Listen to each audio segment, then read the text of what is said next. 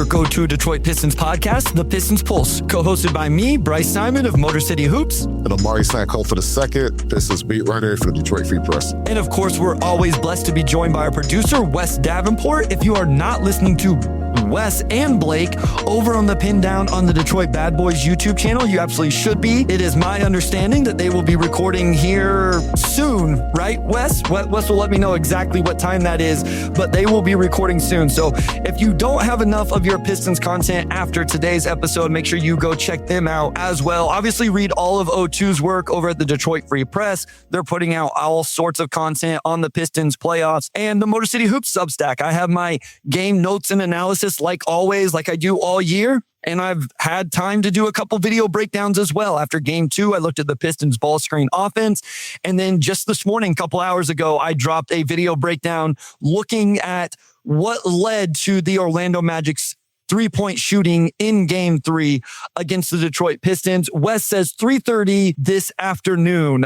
He had actually double booked with our podcast and their podcast, and they very respectfully, politely, appreciatively rescheduled because we love having Wes here with us. But make sure you go listen to them. They do a great job. And so make sure you're listening to them as well. 0-2. Pistons are down 2-1. Lose this game on the road. Let's just talk about the game a little bit. I guess games 2 and 3, we haven't recorded since either of those before. Listen, we have to talk Jalen Duren and Isaiah. We're going to talk all of these specific things, but I don't know if you want to take game 2 first, or we can start with game 3 and go backwards, but let's just talk about the games in general first before we get into some of the specific players. Yeah, we can start with game 3 and work backwards, but if there's a commonality between not just those 2 games, but game 1 as well, it's just that the Pistons are being outplayed. You could argue whether or not they're being out-talented. I think they are the better defensive team. I think they are the deeper team. But out of 12 quarters, I went back and counted. I think Orlando's won 7 of those, and the Pistons have won 2. One of those was that 38-16 quarter in game 2 that started with the 33 run that essentially won them the game. But otherwise, they've been outplayed for most of this series. And despite that being true, none of these games have really been crazy margins, right? They were in game 1 the entire way. They were in game 3. Well, they weren't. And then they got back at it with that 28-6 run or 26-8 run to take the lead after being down 17. But there is not that level of gap between these 2 teams. And the Pistons have played so poorly, they're still in it. I wrote about it last night, but they just have to get out of their own way. We can start with game 3, but I think game 3 was an excellent example of a team just not being able to get out of its own way. So that was one of my biggest takeaways as I was watching the game yesterday was whatever we want to say, ultimately Orlando has been the better team through the majority of this series. In game 2, it really was. I mean, you broke it down already. I don't need to repeat all of it, but in game 2, it was the third quarter for a 6-8 minute stretch, 9 minute stretch, something like that. Yeah. And then in game 3, it was the fourth quarter comeback. And I think I tweeted out, I said 13 minutes and I had a bunch of question marks. You could argue 10 minutes. Somebody may be able to argue 15 minutes, whatever. Now, I don't think Orlando has dominated them in the other minutes. And I think they've been better for the majority of those. I think Detroit has probably played them evenly for a lot of those minutes. But I think the only time that Detroit has looked like the far better team was for those 10 to 15 minute stretches in games 2 and game 3. And they made a couple runs in game 1 as well. I mean, I was there with you and we saw them tie it up a couple different times, but ultimately that's all it's been. And that is through 3 games, that is a little bit concerning, right? And we'll get into some of the 3-point shooting and the numbers and all of that, but it's not like Orlando's just shot the ball extremely well through all of it. They did shoot well in game 3, but it's not like they did in games 1 or 2. And so I don't think it's always just a shooting variance thing. That is a little bit concerning, O2. And I think it does go to the point of this is an Orlando team. This is the part of the podcast where I'll give Orlando credit. This is an Orlando team that looks to be very locked in right now. I think Jamal Mosley, for all of the discourse around him, I think, has done a decent job as the coach for the Orlando Magic in this series with some of what he's done, even offensively at times. And we'll see if that continues or not. It is a healthy Orlando team that was expected to be a top 3 or 4 team in the Eastern Conference this year. And they just seem to be playing with a lot of confidence right now. Because even when, has there been a game yet where they haven't made big shots when they needed them? Maybe other than game 2, right? Go back to game 1. We talked about this, right? That they were making big shots in big moments. And then Franz and Paolo did it in game 3 after Detroit had taken that lead. So I want to give Orlando some credit here at the top before we get into all the Detroit stuff. This is a good team that's talented, that's healthy, that's playing very confident and very well right now. It feels like Orlando has maximized, I won't say maximized, but they seemingly have figured out their identity. They're healthy. And they've just been consistent the entire series. They consistently have played with strong effort, confidence. They came into the series and they didn't have the attitude of an eighth seed, the attitude of a team that had just won some big battles together and maybe bonded through it. And they've just been consistent. The Pistons have not been. Like I said, I think they've won 2 out of 12 quarters. And when they actually lock in, when they do organize and they go on those runs, that the Pistons playing at the level of intensity that the Magic have been playing at are the better team. Like the best version of the Pistons, they go on 26-8 runs. They go on 33 runs against this team. Orlando has not dominated the Pistons like that. It's just been very, very evenly Orlando's B+ overcoming the Pistons C- or however you want to grade it. And then some of that too is that all of Orlando's players have been meeting the moment as well. Like you said, Paolo, Franz, they've hit big shots. And then Desmond Bane, the Pistons really did a good job taking him away in games 1 and 2, but he got loose in game 3, knocked down 7 3-pointers, 25 points. And that's killer. It seemed like he had a big 3-pointer every time they needed one. There are other disparities between the two teams that we could get into, but so far, it really just has been one team consistently playing at a higher level of intensity, which the Pistons just haven't been able to summon outside of 2 times this whole series. I think this is interesting. The Magic may be a better team when at full health. Do a team-by-team draft between 2. Who are you picking 1 to 8? I don't think we need to do that. But I do think Orlando has 4 of the 6 best players in the series. Maybe 7. It's hard right now because Jalen Duren doesn't look like a top 8 player in the series. Right. And so that's where things can get a little convoluted with that. I mean, it's definitely 4 of the top 7 whenever you put in Asar Thompson, but then Wendell Carter Jr. I think that's where it's hard. I think that's where it's hard to grasp. Hello from Poland. Thank you. 5 p.m. there Sunday afternoon. Thanks for just telling us so that we didn't have to ask. The listeners know. They make it easy for us now, which we really, really appreciate. So thank you for that. And thank you for joining us from Poland. I think that's what makes it hard right now is let's just go ahead and go into it. Jalen Duren hasn't been a top 8 player in this series between the 2 teams. And that's why that question does get a little bit hard. Whenever you went into it, you would have said Detroit maybe had 2 of the 3 best players in the series, right? Cade and Duren and Paolo. Cade's the best player in the series. I think everybody would have agreed. And then I think you would have went Paolo and then Jalen Duren. And then maybe you get to some more of the Magic players. And it's okay, well, where does Asar slot in with his defense? But quite frankly, O2, Wendell Carter Jr. has outplayed Jalen Duren in this series thus far. And that was not something I would have expected whatsoever. And let's just talk about that.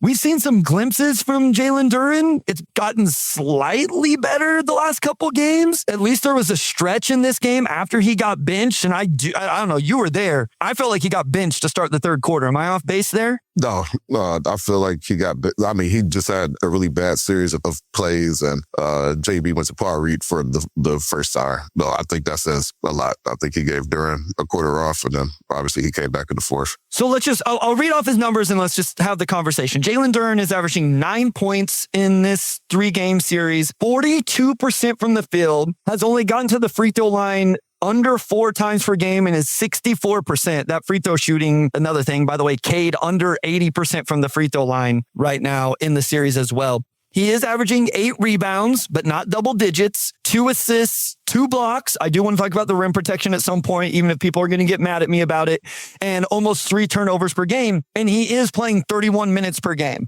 One, can they win this series with him not being the number 2 option? Can they find a way to win this series? They won game 2 without it. Can they find a way to win this series if he's not playing at least much closer to what we saw in the regular season? And 2, why is he not playing closer to what we saw in the regular season? I do think they can, simply because they have Stu and they have P. Reed. And if they need to move away from Duren more and more in this series, they have guys who can go in and get it done. So I do think they can. But what I also think we've seen a bit is that because Duren just has not been in this series to the extent he needs to be, mentally and maybe a bit physically as well. It seems like he hasn't, always had that same physicality on offense. It's going to be tough because they need somebody to support Cade Cunningham, like defensively, but especially offensively. I think we've seen too many critical possessions kind of boil down to Cade playing 1-on-5. It feels like, and I think this offense needs that gravity that Duren provides underneath. And Orlando's done a great job of taking him away, but there's also opportunities that he has not been able to attack or take advantage of that he was able to during the regular season. So it's tough to say specifically what it is, mentally, physically, whatever he is dealing with that has just got to take them out of this series a bit. But for them to make an actual run, or even to resolve the series, maybe in 6 or 7, if they were to win, they need what Duren provides. And if they're taking away the oops and lobs and all that, it's got to be facing up or posting up, or it's got to be something, but they've got to figure out a way to get him going. So last year in the playoffs against the Knicks, Jalen Duren averaged 11.8 points, 10.7 rebounds, 3.5 assists, just under 4 free throw attempts, and 1.7 blocks, shooting 65% from the floor. Wes looked that up for us. So he actually played better last year, statistically, against the Knicks in that series. And remember, even my co-host Sam Vecini, who has been very critical of Jalen Duren, was giving him a lot of love for his defense in that series. So it was a breakout series almost for Jalen Duren because he was also doing it on the defensive end. I will quickly say, I don't think they probably win this. Here's what I will say. They don't win this series if they keep getting dominated, might be too strong of it. If they keep getting outplayed at the level they have at the center position, and I will just go overall the center position, O2, because we'll come back to Jalen Duren as well. I don't think Isaiah Stewart has been as impactful as what I thought he would be in the playoffs thus far. So Steven, Stu hasn't shown up much this series either. It was good to see B-Ball Paul in game 3. I agree, Steven. And listen, you always want me to eat crow. I'll eat crow here on this one for right now. I've always said that I thought Stu would be the best in the playoffs. And right now I have not been correct on that. Stu's presence, there's been some big time rim protections, right? There have been some real highlight rim protections, even going back to game 1, but just the overall kind of, we haven't seen him on Paolo as much as I thought we would. He's gotten beat on the defensive boards by Goga Bitadze at time. His scoring, remember, this is something we talked about all season, is how much better his scoring had gotten this season. And that really hasn't shown up as well. So my point was, long road to a short point. I don't think they win this series if they continue to lose the 48 minutes at the center position. And that was not something of all the things that I thought that they would have an advantage, that was one I did think they would have, O2. I thought they would win the center minutes with Jalen Duren, with Isaiah Stewart, and even Paul Reed against Wendell Carter Jr. No, Mr. Ray, I agree. Goga Bitadze is a really good center. That's great. But I can't say the things about Isaiah Stewart that I do all year. We can't talk about Isaiah Stewart being one of the best defenders in the NBA. We can't talk about Isaiah Stewart maybe being 6th man of the year. We can't talk about Jalen Duren being an all-star. He is an all-star. And then them lose the center matchup against Wendell Carter Jr. and Goga Bitadze. That's my only point. I'm not trying to throw shade at those two guys. And to Wendell Carter Jr.'s credit, he's been awesome. I think he's played incredibly well. I just didn't think that was something they were going to lose. I didn't think that was a matchup they were going to lose, O2. Yeah, I thought Stu was impactful in game 2, not as much in games 1 and 3.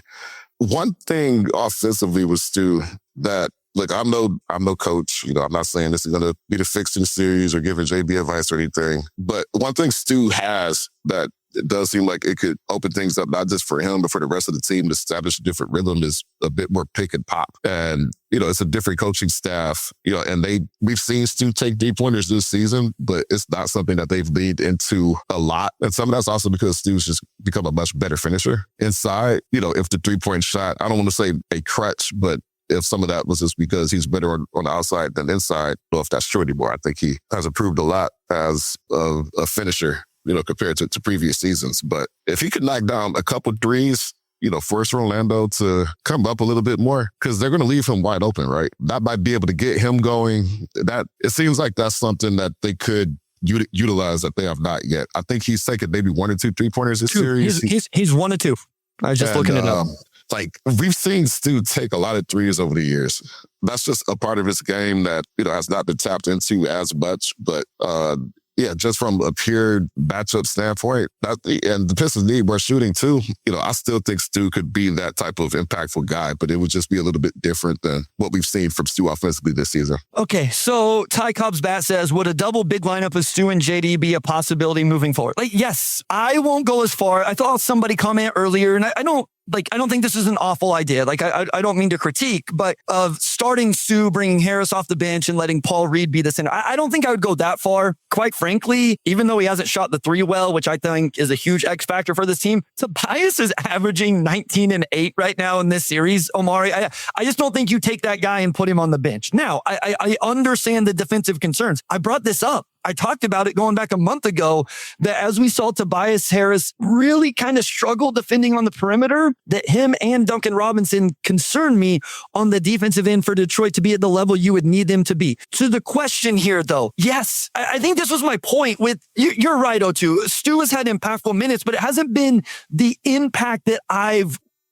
thought he would have, where he was able to, you're playing Paolo Banchero and you're the best matchup for that? Let's go guard him. I wonder what the stats say. I don't have access. I wonder how many possessions Isaiah Stewart has guarded Paolo Banchero. It's not many, right? Am I missing something? It's not many. No, I don't think we've seen many possessions on Paolo at all. I think we may have seen it a bit in game 2, but it hasn't been a frequent matchup. So let me get your thoughts on this, and then I do want to go to break, and then I want to come back to Jalen Duren with a bigger picture conversation, because I do think that that's important to have before we move on with the series. Ty Cobb's bat, I agree with you, though. I would like to see this. I just wouldn't do it in the starting lineup. That's my only... The big lineup of Stu and JD. Yes. And what you can do is you can put Stu, you can sub him in, and then Paul Reed can play some of the backup 5 minutes, and you can still get Paul Reed into the rotation.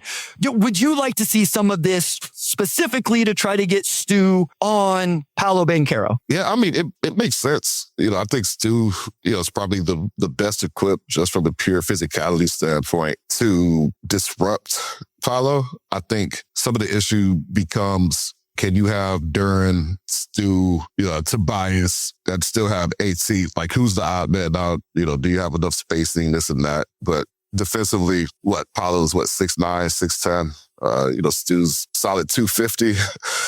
Could definitely disrupt him and match that physicality. On paper, it seems like it works, and the few possessions we've seen, seems like it works. I will agree with this from Michael, tangent, but I can't imagine Asar and Stu and Duren together. No, I think you probably would have to do something offensive wise. Maybe these are non-Asar minutes and you get in, Kevin Huerter or something, which real quick, Kevin Huerter update, anything this morning or no? No, we'll have to see the next injury report. We're not going to have practice availability either. So. Okay. And I wasn't listening to the broadcast yesterday. Desmond Bane also injury in question.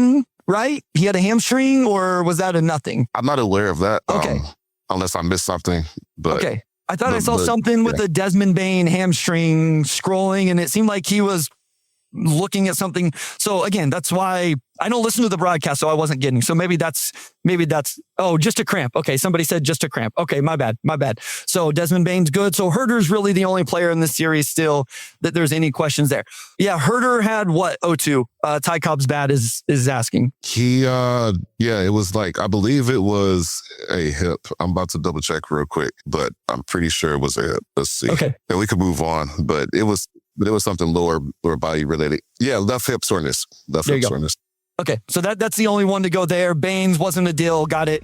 Let's go to break. Whenever we come back, I do want to talk to Jalen Duren big picture thing, at least for a couple minutes, because I think it's worthwhile to talk about that. So let's stay on Jalen Duren, O2, and then we'll move on to some of the other stuff in this series.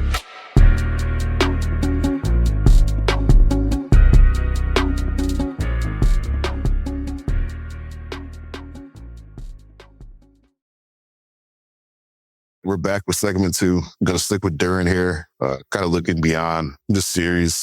Obviously he's at a pretty critical juncture of his career as well.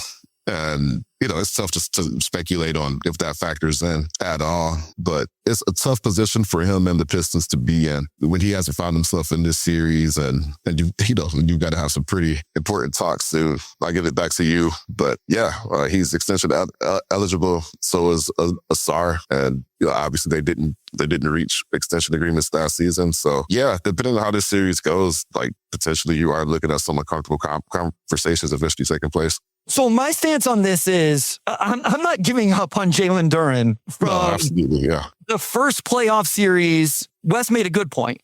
What made me think of this, I had seen other people, but obviously Wes's stuff shows up on my Twitter timeline quite a bit. And I saw him, I don't want to put words in Wes's mouth, but kind of defending Jalen Duren in a sense. Like defending, is that fair enough, Wes? Okay, he gives me the thumbs up. This is the first series where he's been asked to be this guy. He wasn't being asked to be this guy against the Knicks. So what I will say is I do think seeing how this has looked and how a team has been able to take him out of what he does, it does not make me question whether Jalen Duren should be on this team long term. What it has done, at least for me, and this is where I already was, O2, is it does reinforce some of my questions about is he a number 2 moving forward and what does that money look like this offseason. That's for me. Like I would struggle. Let's say the series finishes up like this for him and they lose. I would struggle to then pay him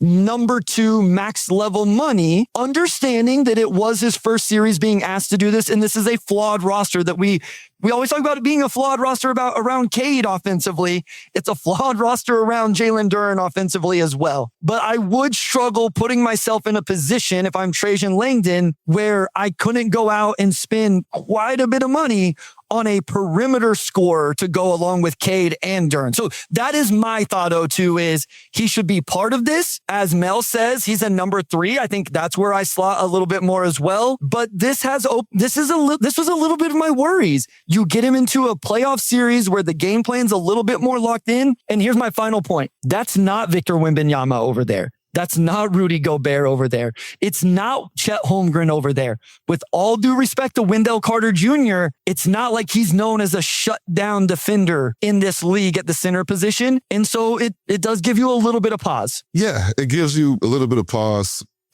because if Duren is making number 2 money, then he needs to be the number 2, obviously. And if he's not, then you still need to find that guy. And if you're paying Cade, $269, the rookie, all NBA max, and you're paying Duren, maybe a tier under that, but, a max for Duren will look around the same. I think outside teams can only offer him up to like around 169 or 179, somewhere around there.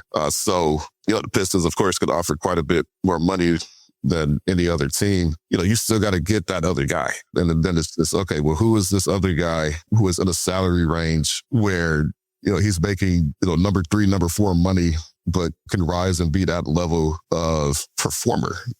And that's not to say it can't be done. Orlando went and got Desmond Bane for the reasons we're seeing in this series. They needed a perimeter threat who could just go shoot threes at an elite level and just allow you to make plays in half-court playoff settings, where you're not getting out in transition, you're not finding easier opportunities, you're just going bucket for bucket. I forget what Desmond Bane's contract is. I'm actually looking that up now, but there could be a guy out there for the Pistons, or maybe there's still a chance somebody currently on the roster develops into that. Now, obviously, Bane is about to hit $40 million a year. In the next few years, it goes from like 40 to mid 40s over the next 3. Well, he is making number 2 money, so that example actually doesn't work. But Desmond Bane again. To be fair to your point, O2, this Orlando team is expensive, and I think somebody made this point. Somebody made this point earlier. Orlando has made their all-in move. They're supposed to be a year ahead of Detroit because they've made those financial commitments and made the swing on the draft capital to go get the quote-unquote final piece. Like, Orlando is supposed to be ahead of Detroit. Now, I'm not making excuses for Detroit. That's not what I'm trying to do. But to your point, like, they are expensive now because they've paid their number 2 guy, their number 3 guy, all of that. And that's the stage the Pistons will eventually get to pretty soon here, because not just Duren, Asar becomes eligible this season. And if you don't extend him, then it's the same situation Duren is in now, where it's kind of just like that 4th year make or break. And then you got Ron too, who comes after. And it's impossible to project what he'll look like in year 3 or where those conversations would even start at this point. But you have a lot of big commitments coming up soon. So it's not quite put up or shut up time. But in the case for Jalen Duren, it is kind of at that point. Because let's say you still can't agree on an extension. The new clear option is a qualifying offer where come back year 5, and then it's unrestricted free agency. And we don't see guys do that very often. But yeah, either you sign a deal or you don't. There's also Jalen Green, what Jalen Green did with Houston, where it was like a 3-year deal that would allow him to hit free agency sooner. So, maybe it's a deal that's, more money but fewer years, just to give the Pistons an earlier out if for whatever reason it's not working on both sides. And, that's a lot to project down the road. But one way or another, they're going to have to find some sort of resolution with his long-term future with the franchise. Yeah, I just wanted to talk about it a little bit because I think it's fair to have some questions. And for me, I had questions about a lot of these things going in, right? What was Danish Jenkins going to look like in essentially his rookie year in the playoffs, being asked to be in this role? And I think, again, I want to finish with this on this topic. Wes brings up a good point. Some of these guys have been in this role before. They did it last year against the Knicks. Some of these guys haven't. They just haven't. And this is a new role for Jalen Duren, and he's struggling right now. I hope he figures out. I hope they win the series, and then we continue to see him. And this conversation, may end up being pointless because he shows that he is a number 2 option. But right now he hasn't, and I think that does change the equation. And as somebody said, we knew this was coming. I remember talking about this even whenever Troy Weaver was still in charge. Eventually, the really hard decisions were going to start happening, O2. Trajan, I don't think, has had to make a really hard decision yet. And those are really coming down this offseason. Do we need a number 2 option? Do we not? What do we pay Jalen Duren? What don't we? What do we offer Asar Thompson? Those really hard decisions to start filling out this roster are all going to start coming. Okay, let's get back to the series. Let's talk about Cade Cunningham a little bit. I think if I had a worry coming out of this game, O2, is... yeah, Mr. Ray's probably fair. Having to trade Jaden Ivey was probably his toughest decision. I will just say, he didn't draft Jaden Ivey, so that probably made it a little bit easier, but not an easy decision to make. I'll agree with that. Cade Cunningham is coming off what I feel like was his worst game in the series. And I don't want to overthink it, but that is a little bit concerning that he was trending the wrong direction after 2 really good games in game 1 and game 2. And man, those turnovers reminded me so much of his first few seasons in the NBA. There was some real lackadaisical turnovers in this one. And I thought there was one to start the second half after the Duncan Robinson 4-point. That's where you talk about opportunities, O2. I thought Detroit's missed opportunity was the start of the second half. Down 7, you run a nice action for Duncan Robinson to get a 4-point play. Next 2 offensive possessions with the game still down 3. Tobias Harris misses a wide open corner catch and shoot 3. Cade Cunningham with the lackadaisical turnover. I thought they had a real chance to steal momentum and maybe even the lead to start the second half, and they didn't do it. Yeah, and that's kind of been the theme of this, series is them knocking on the door and, just not, being able to walk through it. Even in game 1, which, was an 11 or 12 point loss, but it really wasn't. They tied that game twice, and then it just kind of fizzled out in the 4th quarter. Also goes back to my point earlier. Cade played his worst game, locked in the 4th, and the Pistons were up 105-104 with 3 minutes left. Which still to me says if that was Cade's worst game, 9 turnovers, and they were able to make up that entire 17-point gap in the span of 9-10 minutes, because Cade went from his worst game to a pretty good Cade Cunningham game. I mean, and he has some big shots. It was a great 4th quarter at times for him. But like you said, it was just lackadaisical turnovers, which we saw earlier in his career. He cut down on them last season. And then this season, he really, really cut down on them. He had his best assist to turnover ratio this season, basically 10 assists and somewhere between 3 and 4 turnovers, which, for his usage is really, really good.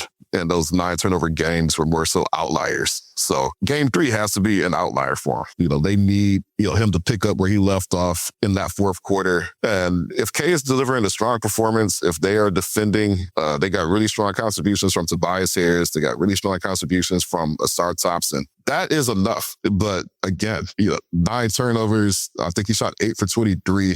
That's just, no matter how you cut it, a bad game. And they're not going to come close to winning this series if they don't get better for Kate. He has to be awesome, right? Like, we know that about this team. And is that unfair? Maybe. It might be. But we knew this about Cade Cunningham, and this is kind of the expectation you have for a guy that I think is going to be first team All-NBA. And so I feel sometimes I'm like, man, he's averaging 31 points, 5 rebounds, and 8 assists while playing 40 minutes. Somebody brought this point up. Coming off a lung injury, he's playing 40 minutes in this series, which is crazy. It's crazy to me that he's playing this many minutes. I did not think this is what it would be, but he is averaging over 6 turnovers right now. He is under 80% from the free throw line. He's under 30% from the 3-point line. I really wonder, guys, I wonder if Orlando won't start going under ball screens and daring him to take threes. I wonder if we're getting close to that, because they have struggled to kind of contain him off the dribble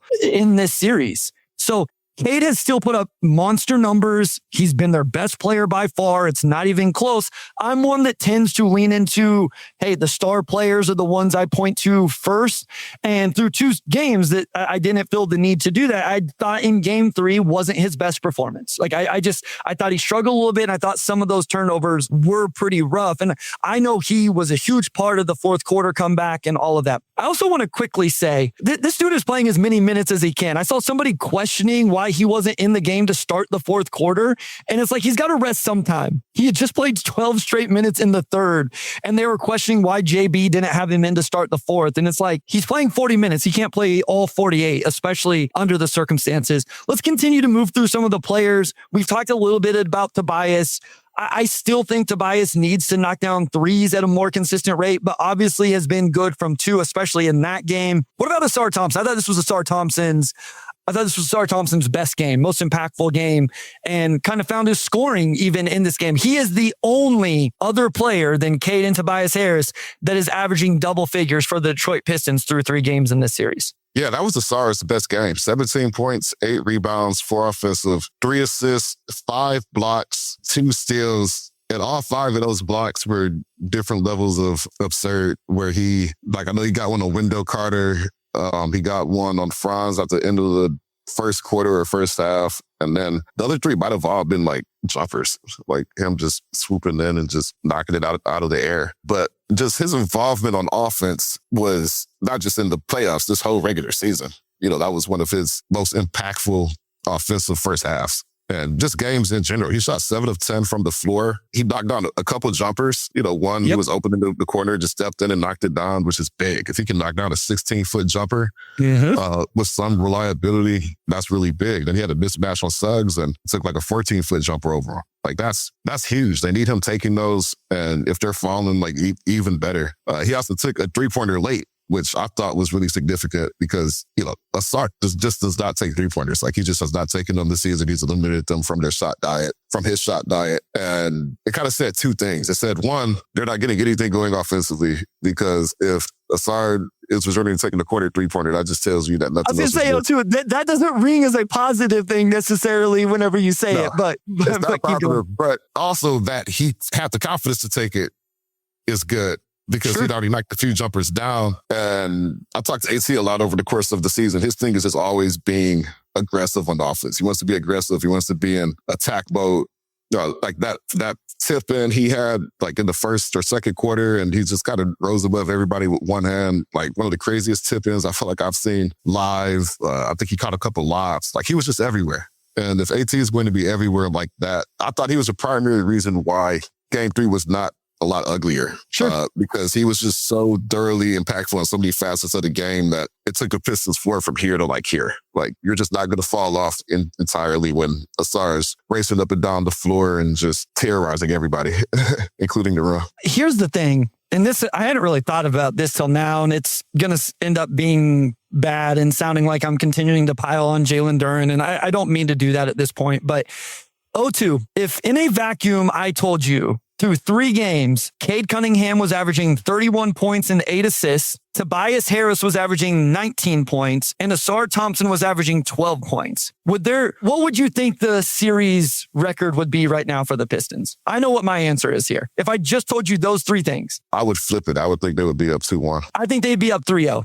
If you told me that they were getting almost 20 a game from Tobias and double digits from Asar and in a vacuum, then I'm thinking, oh, well, Jalen Duren's averaging 20 a game. I would think they're dominating this series. And again, I'm not trying to do continue on the Jalen Duren thing. I truly am not. It was more so that they're actually getting inefficient, but production from Tobias Harris in the way you would need. And Asar offensively is giving them some stuff as well. So that's interesting to me. I want to make one quick point on Jalen Duren that I forgot, and then we'll talk about the rest of the roster and moving forward. I thought this was maybe the best rim protection game I've seen from Jalen Duren. And I know people don't want to hear it. People yelled at me on Twitter when I tweeted it out, and I kind of understand it. Yeah. But here's my thing. My whole thing is I want to talk about nuances of things and not just focus on this or that. I thought it was so good that it was worth calling out. That's how good I thought it was. If I thought it was average, I wouldn't have said it. I thought he was incredible protecting the rim.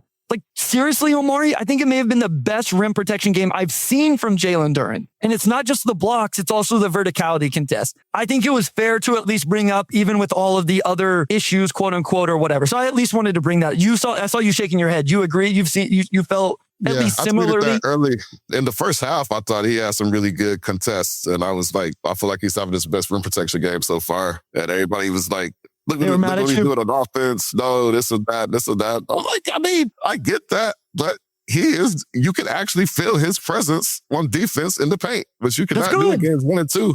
And in game 3, he physically was a deterrence in the paint. He had some really great verticality contests. I thought in the fourth quarter, he was a big part of that run. Just really good fundamentals, being in the right spot. You don't accidentally get 5 blocks, and Jalen Duren does not accidentally get 5 blocks. That was a result of him improving his positioning, his timing.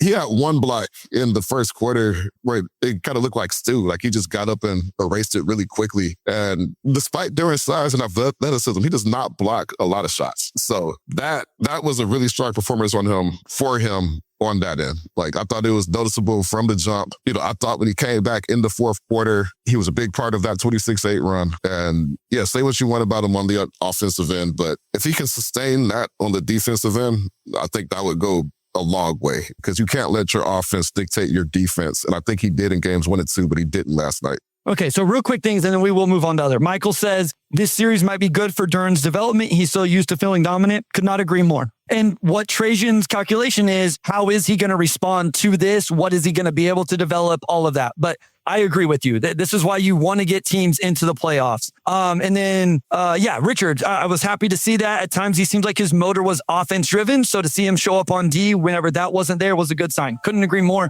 All right, let's go to break. Let's talk about some of the Pistons bench play 0-2, and then we can use that to then talk about moving forward, game 4, all of that. We'll do that right after this.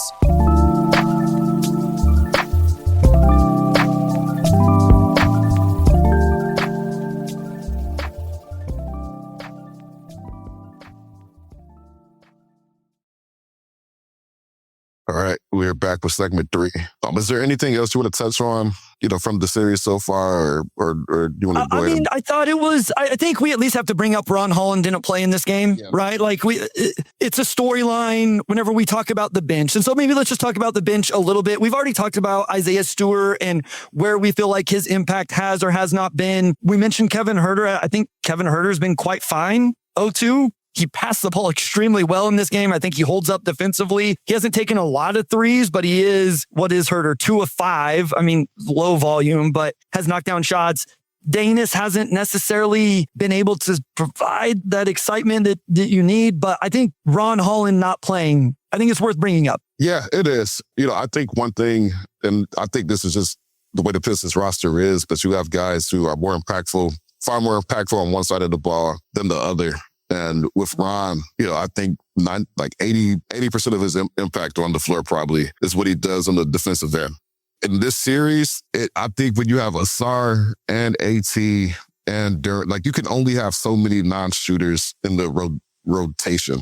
And I think JB felt that crunch in games 1 and 2. And Ron had a couple of defensive errors, and you've got to cut the rotation down in some capacity. I don't know if you can sustain an 11-man rotation for the entire playoffs, and he did cut it down a little bit. So yeah, DNP for Ron. It didn't surprise me just because you've got Wu, you've got a few guys who could give you something on defense and also bring a little bit more offensively. But yeah, in this series. And also defensively, I think Ron matches up with Dane. I think he matches up with Franz to an extent, but not to the same extent with Paolo. So I just think there's some matchup-related things that have made it a bit tougher for Ron in this one. I will quickly say, because I don't know if we'll get into this or not, and I want to be very, very clear. Javonte Green should be in the rotation. I want to be very clear. Javonte Green should be in the rotation in this series for the Pistons against the Magic. I would like to see him get a little bit more discipline off the ball. I did the breakdown that dropped this morning looking at Orlando's 3-point shooting in game 3, and some of them were mistakes by Javonte Green being a little overzealous, being a little over-aggressive with rotations and trying to jump a passing lane and some of those things. And those ended up being some of the open attempts that the Orlando Magic got. So I just wanted to quickly say that on Javonte Green while acknowledging he should absolutely be in the rotation. I don't like the Ron Holland decision because I want to see Ron Holland play and develop and get the minutes and the opportunities to grow and all of that, but I understand the decision. I do. And that was probably, Karis LeVert has barely played. That's what the fan base wanted. He's only played 7 minutes. And so he hasn't played. Any other rotation type things, Omari, before we kind of move on to just looking ahead now? I don't know. I actually feel like Karis has been solid in the minutes he has played. I think he gives them some shot creation which they've needed here and there. Again, you can't play everybody, but I am a bit surprised that after leaning on Karis so much during the regular season, we haven't seen him as much in the playoffs. But the time he has played, I think he's looked fine. It's not a lot of minutes to judge off of, but, he gives you some size. It gives you, defensive effort, and he can knock down threes. He had a really nice finish in the lane. I think Karis has been completely fine in this series. I just think it's fun. I think it's funny that he's the worry that even though he was playing bad, JB was going to trust him. And then he's actually played decent in his minutes and JB doesn't trust. I'm not calling out JB. I just think it's kind of ironic or funny or whatever. Okay, we do need to get to this. Thank you to Bear Hudson 228 for the super chat. Thank you so much. We truly, truly, truly appreciate it. Thank you. If Jalen Duren makes all NBA, do they feel comfortable signing him to 5 years, $290 million contract? I will quickly answer no, that I would not. And again, this was even before this series for me. I think I outlined a lot of my quote unquote questions, intrusive thoughts, whatever you want to say going into the series. A few of them was Jalen Duren actually a number 2 option in a playoff series?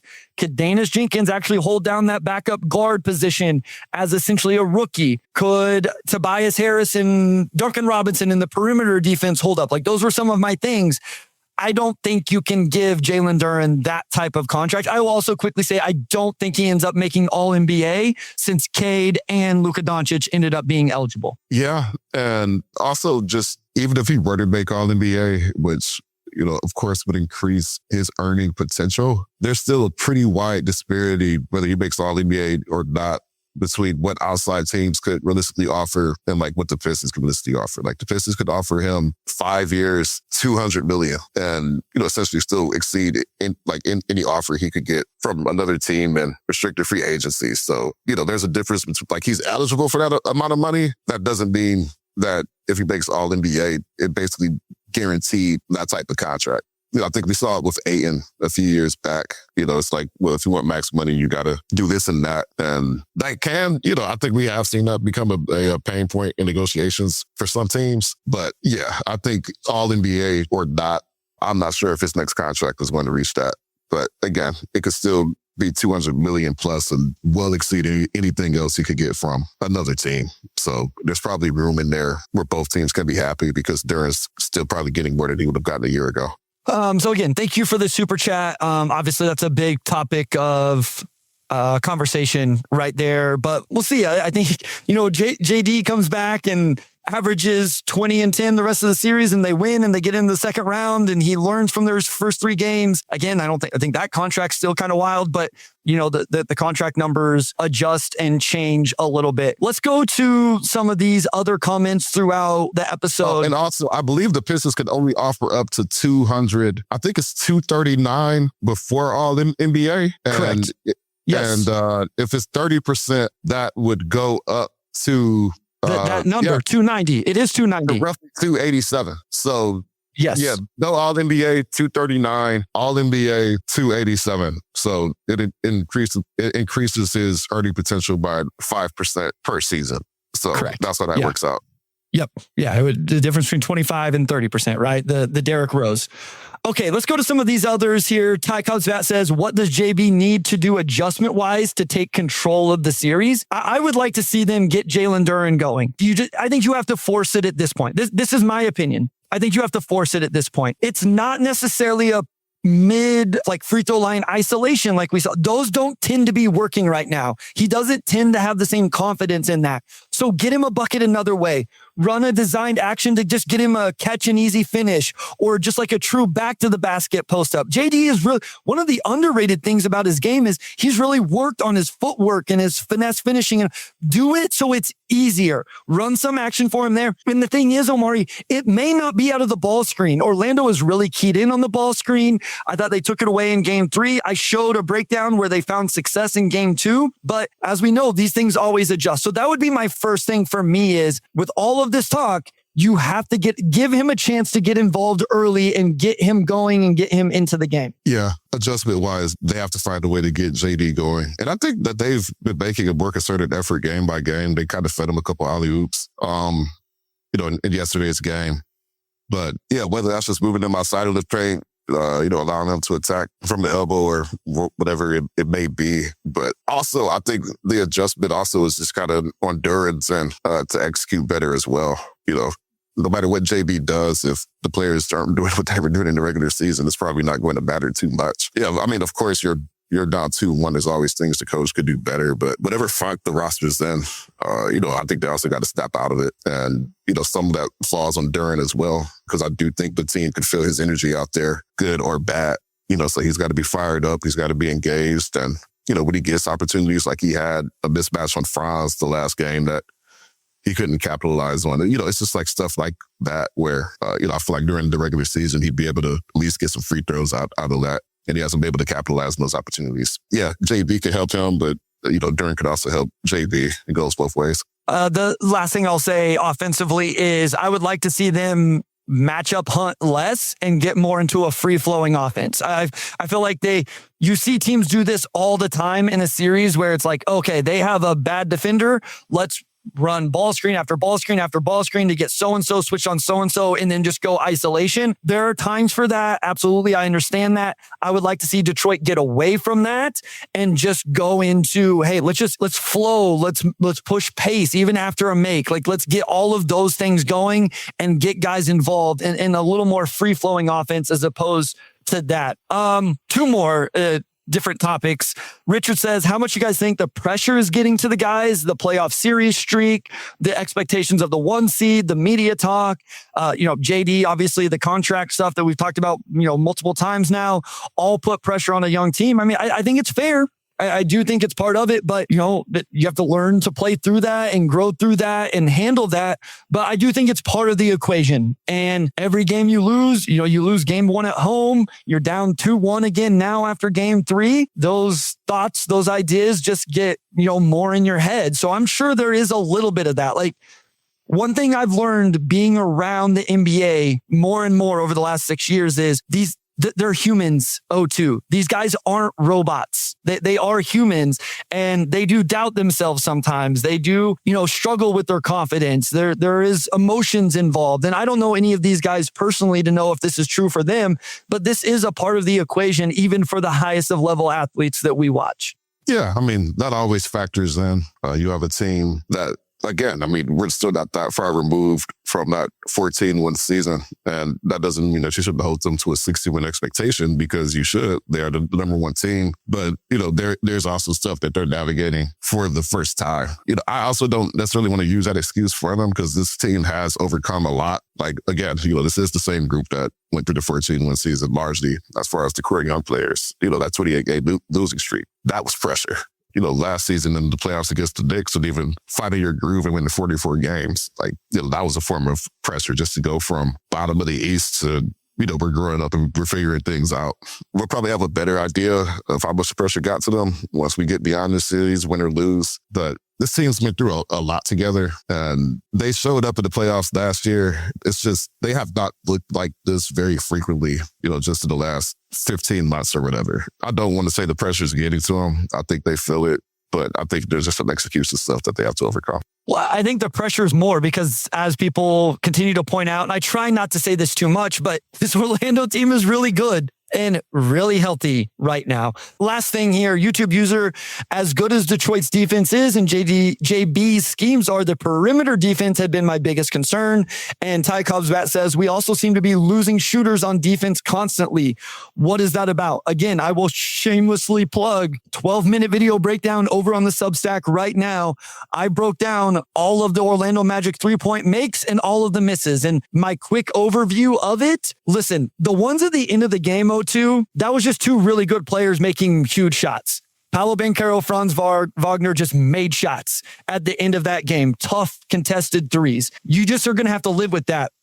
Throughout the game, there were mistakes that Detroit made that I think that they can correct and get better with. And again, I would encourage you guys to go watch the breakdown, and I break that all down and see what actions they're getting out of it and some of those little things that I think they could be better with. And here's my last point, Omari. And I tweeted this out essentially. With all of this said, whoa, I did not want to go big screen there. It wasn't that real. If they win game 4, they're fine. It's a 3-game series and they have home court advantage. So you got to go win one game now. Take all the lessons you've learned, everything that's happened. And if they win tomorrow night, it's fine. You win game 4.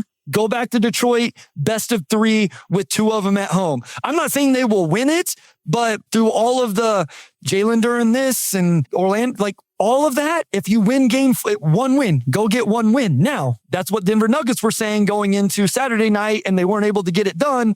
And now they're, 3-1 going back home. But this all can be resolved very quickly if they can find a way to get a win on Monday night. Yeah, and that's the thing about the playoffs is that, and it's a cliche, and they say it, but it really is just one game at a time. No series is over until it's over. We've seen plenty of teams come back from 2-1 and win a series. We've seen teams come down from 3-1 and win a series. Obviously, everybody thought LeBron was going to lose and the Cavs were going to lose to Golden State in 2016. And, Clay got on stage and started talking like they already won the series, and they didn't win the series. Like you said, the Pistons could turn this around. I think their margin for error has not been as small, actually, as I think, because they have not played well at all. And it's still been a pretty competitive series. So if you lock in and do what you've done during the regular season, you could get back in control of this thing pretty quickly. Yeah, come back on game 4, then you still have home court. You could get hold of this thing pretty quickly after. All right, listen.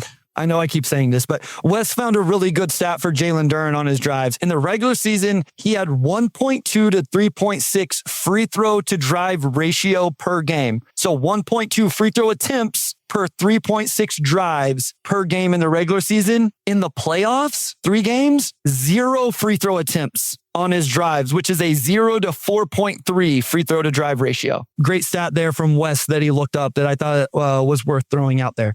Hopefully we see it in game 4. I think that's the biggest thing there offensively. And then defensively, like I said, I think just touch up a few things and get to figure out where the floor spacers are. I will say in one of my work, like Franz continues to look a little better each. Franz is the underrated name in this series to me because him being back, it's not him being able to take the Cade matchup and let other guys not have to do that is huge. I think Franz has been very, very impactful for them.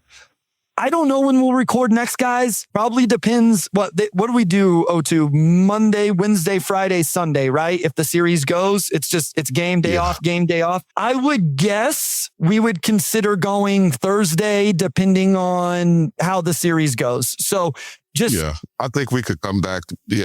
Between game 5 and 6 potentially. Yeah. So hit the notification button, follow us on Twitter, whatever. It's going to depend a little bit how the series goes. and all of that. But I could see us going, if they keep this thing alive after game 5, whether that's down 3-1 and make it 3-2 or it's tied 2-2 and then whatever, I would guess we find at least a short episode on Thursday sometime, even if we go 30 minutes or something for a reaction. So just be ready for that. Be on the lookout for that. And then obviously we'll go, I won't be able to go Sunday, but Monday sometime for the end of the series, whatever that looks like, depending on how things go. So yeah, thank you, Mr. Ray. Thank you for everybody. The chat was awesome. I even saw Magic fans in here, and I felt like most of those were pretty positive. Right? Like I appreciate that. I appreciate Magic, opposing fans coming in, listening to the show and, being respectful and all of that. So shout out the Magic fans that were in the chat today with your comments, and we were seeing them, we were reading them. So appreciate you very much. O2, any other thoughts? And then you can take it away, my guy. Yeah, no, that's pretty much it. Like I said, we'll definitely come back for the end of the week, depending on how these next 2 games go. Real quick, make sure you go listen to Wes and Blake this afternoon on the Pin Down over in the Detroit Bad Boys, 2:30 Eastern, right? 2:30 Eastern, 3:30 Eastern. Go check that out. For sure. All right. And with that, I close this out. Big thanks to our audio producer, Robin Chan, our editor-in-chief, Nicole Avery Nichols, and big shout out to Wes Davenport, as always, and we'll talk to you all next week.